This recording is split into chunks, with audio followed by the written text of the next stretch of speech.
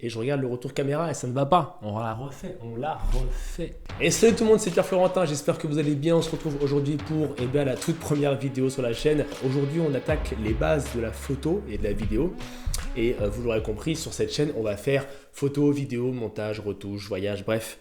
Tu l'auras compris, on va faire pas mal de choses. Et aujourd'hui, on attaque une des bases en photo, c'est ce qu'on appelle le triangle d'exposition. Alors souvent, tu viens juste d'acheter ta première caméra, ton premier appareil photo, tu es hyper content et puis tu te mets tout de suite en mode automatique et tu pars shooter, enregistrer plein de choses et c'est normal et c'est très bien. Ça te permet un petit peu de connaître ton appareil photo, de voir comment est-ce qu'il réagit à telle ou telle situation. Et puis au bout d'un moment, souvent, tu vas te rendre compte que tu arrives aux limites évidemment de ton appareil photo et c'est là qu'entre en jeu le mode manuel et donc le triangle d'exposition. Et tu vas voir, quand tu touches au monde manuel, en fait c'est souvent parce que tu as envie d'essayer de nouvelles choses. Tu te rends compte que tu es en basse lumière et que ta photo elle est pas top, tu as envie d'améliorer certaines choses, tu as envie de faire des photos un peu stylées, tu sais, avec les rayons lumineux des phares par exemple en pleine ville. Bref, tu as plein de situations où tu vas te rendre compte que tu as envie de faire de nouvelles photos et toucher un peu au mode manuel. Donc c'est ce qu'on va voir dans cette vidéo et donc on commence tout de suite par le triangle d'exposition. Qu'est-ce que c'est? C'est pas compliqué, c'est 3 éléments autour du monde de la photo et de la vidéo. Tu as ce qu'on appelle l'ouverture, tu as les ISO et la vitesse d'obturation. Et on commence tout de suite par le plus facile, j'ai nommé l'ouverture. Alors l'ouverture, c'est tout simplement le diamètre d'ouverture du diaphragme de ton appareil photo. Je vais te faire tout de suite une métaphore et tu vas tout de suite comprendre de quoi on parle. Quand tu es en basse lumière, tu te rends compte que ta pupille, au niveau de ton œil, elle est dilatée. Tu as ta pupille qui s'ouvre. Et en fait, c'est tout simplement pour que ton œil puisse accueillir un maximum de lumière. Et quand tu es dans une pièce qui est lumineuse, ta pupille, elle va être toute petite. Parce qu'en fait, tu as suffisamment de lumière qui rentre dans ton œil pour voir ce qui t'entoure. Et le diaphragme, en fait, c'est exactement la même chose pour ton appareil photo. En fait, le diaphragme, c'est la pupille de ton appareil photo. Alors, je te passe les détails techniques, tu as des lamelles au niveau de ton diaphragme qui vont plus ou moins s'ouvrir, mais globalement, en fait, c'est le diamètre qui s'ouvre. C'est comme ta pupille. Et comment est-ce qu'on lit ce diaphragme? C'est tout simplement la lettre F accompagnée d'un chiffre. F2,8, F3,5, 5,6, 11, 22, bref, tu as différents chiffres qui peuvent se suivre. Et donc, tu l'auras compris, une grande ouverture, ça permet de faire rentrer beaucoup de lumière, et une petite ouverture, ça permet de faire rentrer peu de lumière. Mais c'est là que les choses se compliquent, parce que forcément, ce serait évidemment trop facile. Ton chiffre, plus il va être petit, F1,4 par exemple, plus en fait ton ouverture sera grande. Et plus ton chiffre va être élevé, F11, F22 par exemple, plus ton ouverture sera petite. Donc pour résumer, un petit nombre, F1,4 égale grande ouverture égale beaucoup de lumière qui rentre. Un chiffre élevé, F11 par exemple, égale petite ouverture et donc peu de lumière qui rentre. Je te mets ici en exemple 2 photos qui vont tout de suite te faire comprendre de quoi on parle quand on joue sur l'ouverture.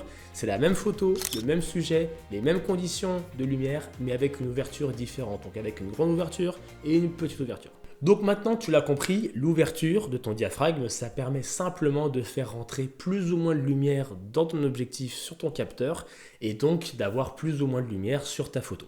Ce qui est un point très intéressant quand par exemple tu es en basse lumière et que tu as une belle ouverture, ça te permet de faire rentrer plus naturellement beaucoup plus de lumière et donc d'avoir une meilleure photo, plus lumineuse, alors qu'en fait tu es dans un espace qui est plutôt sombre. Mais c'est pas tout, ce qu'il faut savoir c'est qu'à chaque fois que tu vas jouer sur un des 3 points du triangle d'exposition, tu vas jouer sur un élément propre à ta photo. Dans le cadre de l'ouverture, tu vas jouer ici sur ce qu'on appelle la profondeur de champ. Tu as déjà vu des photos comme ça où tu as un flou d'arrière-plan ou d'avant-plan. Et en fait, c'est au niveau de l'ouverture que ça se joue. Plus ton ouverture va être grande, donc ton chiffre petit, je le rappelle, donc par exemple tu es à F2,8, plus tu vas avoir cet effet flouté au niveau de l'arrière-plan ou de l'avant-plan. C'est ce qu'on appelle l'effet bokeh. Et à l'inverse, plus tu vas avoir une ouverture donc petite mais grande au niveau du chiffre, donc par exemple F22, donc F22, petite ouverture, peu de lumière, tu vas avoir une grande profondeur de champ, tu vas avoir beaucoup de choses. Je te mets pareil ici 2 exemples, 2 photos, même sujet, même conditions de lumière, mais l'ouverture différente et tu vas tout de suite comprendre de quoi on parle. Donc pour résumer à nouveau, petit nombre, F1,4 par exemple, égale grande ouverture, égale beaucoup de lumière, égale petite profondeur de champ et donc effet bokeh.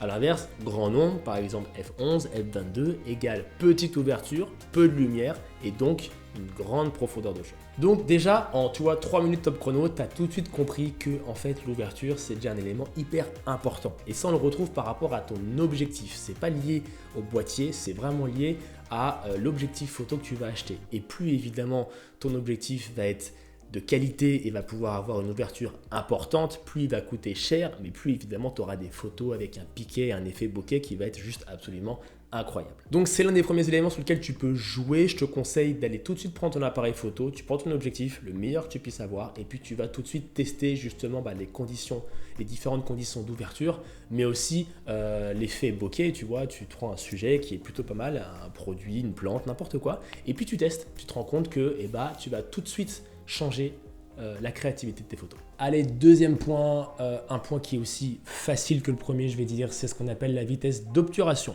Alors tout simplement, c'est quoi la vitesse d'obturation? C'est le temps durant lequel ton capteur va être exposé à la lumière. Comme tu le sais, quand tu prends une photo, tu as le petit bruit clic qui t'indique que ton capteur s'est ouvert et puis fermé. Mais tu peux régler en fait le temps au cours duquel ce capteur va être exposé à la lumière. Donc tu as différents chiffres qui t'indiquent cela, tu sais les fameux 1 sur 50, 1 sur 100, 1 sur 200, 1 sur 1000, etc. Et en fait, en jouant avec la vitesse d'obturation, tu vas jouer donc sur ce temps d'exposition du capteur.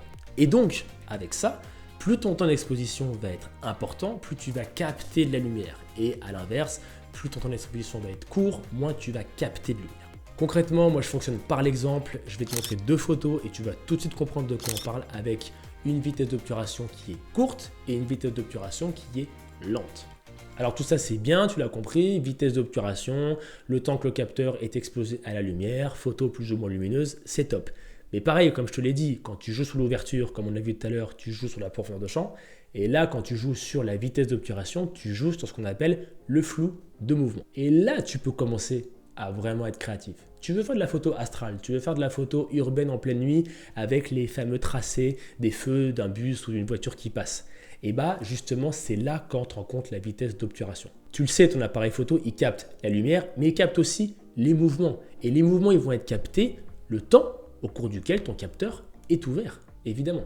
À toi de faire tes réglages, à voir en fonction de la situation dans laquelle tu te trouves. Mais si tu veux justement créer ces photos un petit peu stylées et avoir cet effet de flou, de réel lumineux, c'est avec la vitesse d'obturation que tu vas pouvoir tester ça. Allez, troisième point, on a vu donc l'ouverture, profondeur de champ, on a vu vitesse d'obturation, flou de mouvement, et maintenant on attaque les ISO. Alors les ISO, personnellement, c'est ce que je préfère le moins toucher parce que c'est ce qui va potentiellement dégrader le plus ta photo. L'ISO ou la sensibilité ISO, en fait, c'est la sensibilité de ton capteur à la lumière. C'est en gros la quantité de lumière que ton appareil photo va capturer.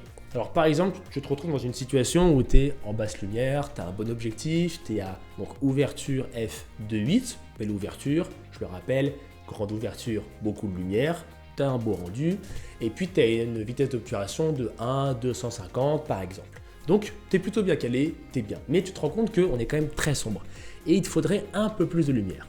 Et justement, là, tu peux jouer sur les ISO. En fait, tu vas demander à ton appareil photo de manière numérique de capter un peu plus la lumière et donc tu vas augmenter tes ISO. Et donc plus tu vas les augmenter, plus ton image sera également lumineuse et plus tu vas les baisser, plus ton image sera évidemment moins lumineuse, plus sombre. Alors ici, on est très clairement sur une modification numérique. Jusque-là, on était sur une modification technique, vraiment mécanique. Et là, on est plus sur vraiment quelque chose de numérique et c'est pour ça que je touche en dernier recours aux ISO et je vais t'expliquer pourquoi. En fait, comme pour chaque élément du triangle d'exposition, les ISO, plus tu vas les augmenter, plus tu vas créer malheureusement l'apparition de bruit sur ton image. Et ça marche en photo et en vidéo.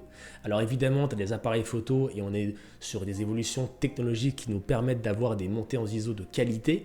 Mais malgré tout, ça dégrade toujours un peu ton image et puis ça va te créer cet effet de bruit, cet effet de grain que j'apprécie pas spécialement sur les photos ou les vidéos. En post-production, à la retouche, tu peux toujours créer un effet de grain, un effet de bruit sur tes photos. Ça, il n'y a pas de souci.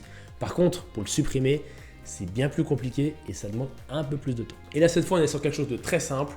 Plus le chiffre des ISO est élevé, plus tu as de lumière et plus il est faible, moins tu as de lumière. Donc, en conclusion, on a vu l'ouverture. Tu l'auras compris, c'est le diaphragme, ta fameuse pupille de ton appareil photo. On a vu la vitesse d'obturation, c'est le temps auquel ton capteur est exposé à la lumière. Et on a vu les ISO, c'est la sensibilité numérique de ton capteur à la lumière. Et donc pour créer des photos, on peut jouer sur ces 3 éléments. Tu l'auras compris, j'ai une préférence d'abord pour l'ouverture, pour la focale, f2.8, f1.4, absolument magnifique. Ensuite sur la vitesse d'obturation, ça va plus dépendre en fait du style de photo que tu veux, si tu es plus en mode sportif ou en mode photo astrale ou photo de rue.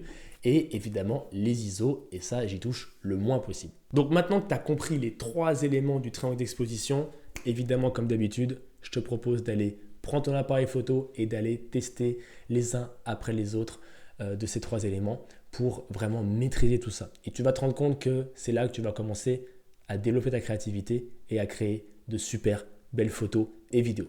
Je te dis à très bientôt. Prends soin de toi. Ciao.